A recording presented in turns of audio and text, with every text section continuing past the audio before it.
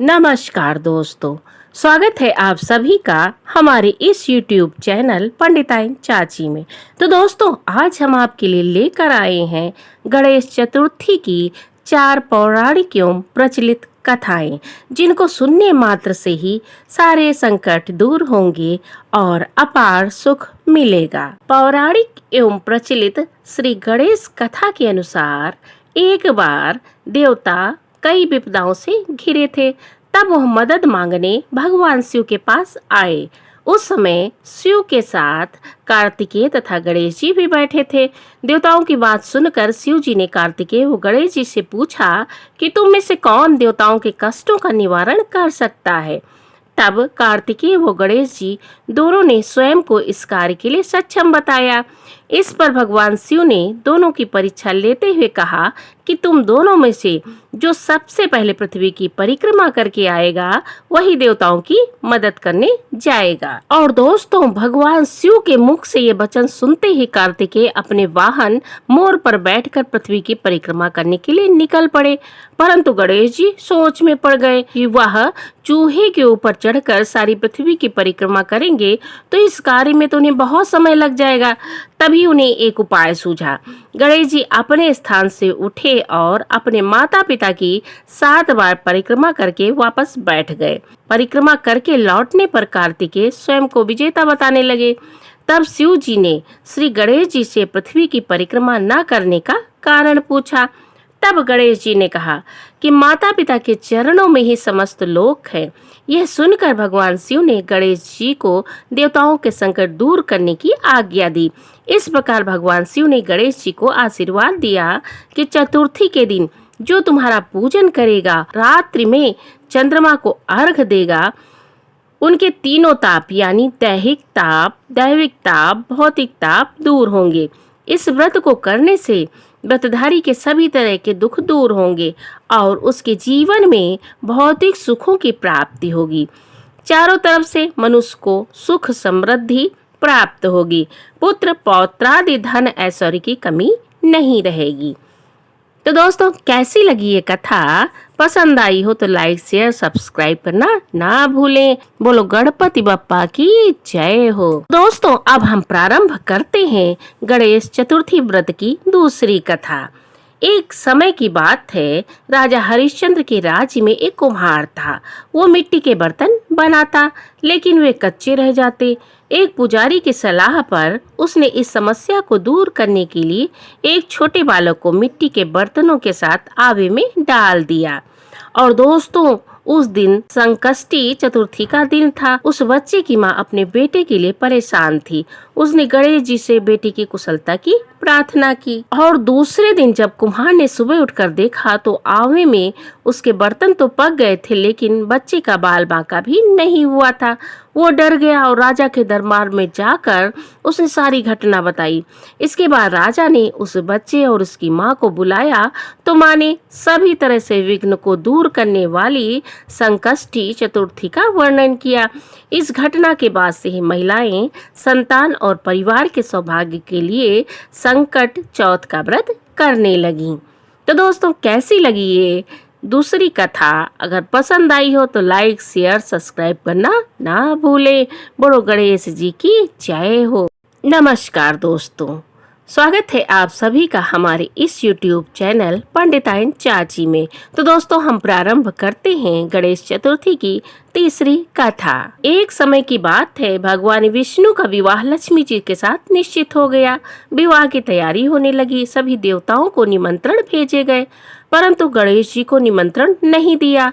कारण जो भी रहा हो, अब भगवान विष्णु की बारात जाने का समय आ गया। सभी देवता अपनी पत्नियों के साथ विवाह समारोह में आए। उन सब ने देखा कि गणेश जी कहीं दिखाई नहीं दे रहे। तब वे आपस में चर्चा करने लगे कि क्या गणेश जी को न्योता नहीं दिया गया या स्वयं गणेश जी आए ही नहीं हैं। सभी को इस बात पर आश्चर्य होने लगा। तभी सबने विचार किया कि भगवान विष्णु से ही इसका कारण पूछा जाए। जब सब देवताओं ने भगवान विष्णु से पूछा तो भगवान विष्णु कहने लगे कि हमने तो भोलेनाथ महादेव को न्योता भेजा है। यदि गणेश जी अपने पिता के साथ आना चाहते तो आ सकते, अलग से न्योता देने की कोई आवश्यकता थी भी नहीं।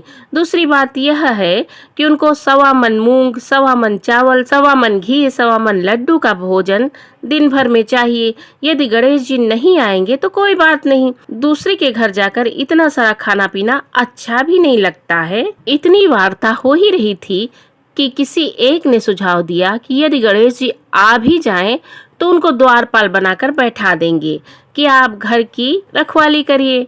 आप तो चूहे पे बैठकर धीरे धीरे चलोगे तो बारात में बहुत पीछे रह जाओगे।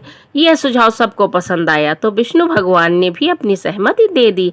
होना क्या था, इतने में गणेश जी वहां पर आ पहुंचे और उन्हें समझा बुझाकर घर की रखवाली करने बैठा दिया गया। बारात चल दी।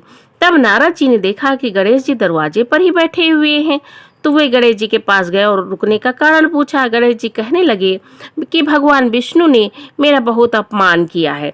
नारद जी ने कहा कि आप अपनी मूसक सेना को आगे भेज दे तो रास्ता खोद देगी, जिससे उनके वाहन धरती में धंस जाएंगे, तब आपको सम्मान पूर्वक बुलाना पड़ेगा।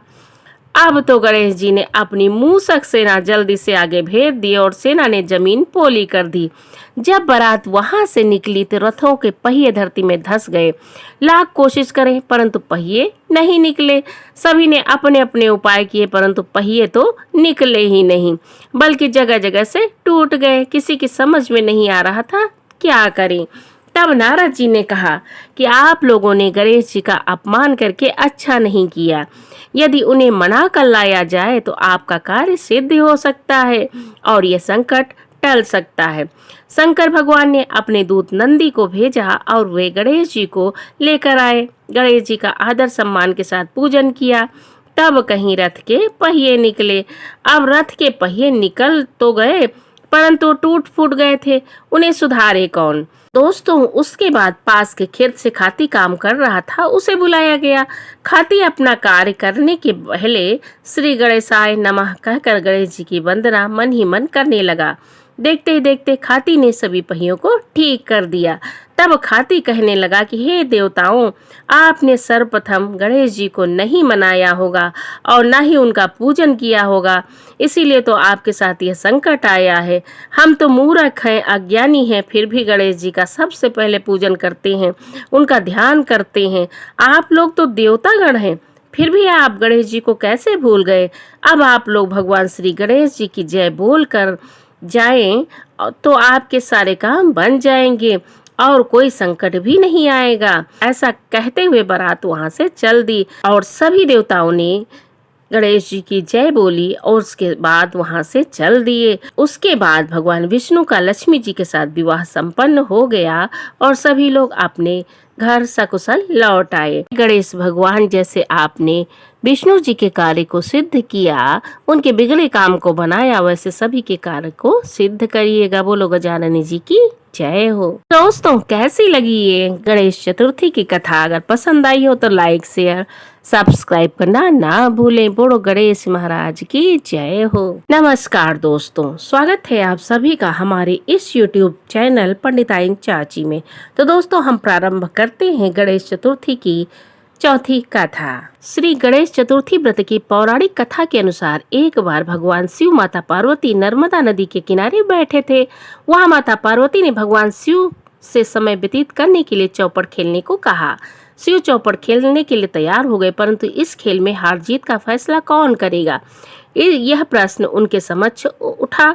तो भगवान शिव ने कुछ तिनके एकत्र कर एक पुतला बनाकर उसकी प्राण प्रतिष्ठा कर दी और उस पुतले से कहा, बेटा, हम चौपड़ खेलना चाहते हैं परंतु हार जीत का फैसला करने वाला कोई नहीं है, इसलिए तुम बताना कि हम दोनों में से कौन हारा कौन जीता। उसके बाद भगवान शिव और माता पार्वती का चौपड़ खेल शुरू हुआ। यह खेल 3 बार खेला गया और संयोग से तीनों बार माता पार्वती ही जीत गईं। खेल समाप्त होने के बाद बालक से हार जीत का फैसला करने के लिए कहा गया तो बालक ने महादेव को विजयी बताया। ये सुनकर माता पार्वती क्रोधित हो गईं और क्रोध से इस बालक को लंगड़ा होने कीचड़ में पड़ा रहने का श्राप दे दिया। बालक ने माता पार्वती से माफी मांगी और कहा कि यह मुझसे अज्ञानवश हुआ है, मैंने किसी द्वेष भाव से ऐसा नहीं किया है। बालक के बार बार क्षमा मांगने पर माता ने कहा, यहाँ गणेश पूजन के लिए कुछ नाग कन्याएं आएंगी, उनके कहे अनुसार तुम गणेश व्रत करो, ऐसा करने से तुम मुझे प्राप्त करोगे। यह कहकर माता पार्वती शिव के साथ कैलाश पर्वत चली गईं। और दोस्तों, 1 वर्ष के बाद उस स्थान पर नाग कन्याएं आईं। तब नाग कन्याओं से श्री गणेश के व्रत की विधि मालूम करके उस बालक ने 21 दिन लगातार गणेश जी का व्रत किया। उनकी श्रद्धा से गणेश जी प्रसन्न हुए। उन्होंने बालक को मनोवांछित फल मांगने के लिए कहा। उस पर बालक ने कहा, हे विनायक, मुझे इतनी शक्ति दीजिए कि मैं अपने पैरों से चलकर अपने माता पिता के साथ कैलाश पर्वत पर पहुंच सकूं और वे यह देखकर प्रसन्न हो। तब बालक को वरदान देकर श्री गणेश जी अंतर ध्यान हो गए। इसके बाद वह बालक कैलाश पर्वत पर पहुंचा और कैलाश पर्वत पर पहुंचने की अपनी कथा उसने भगवान शिव को बताई।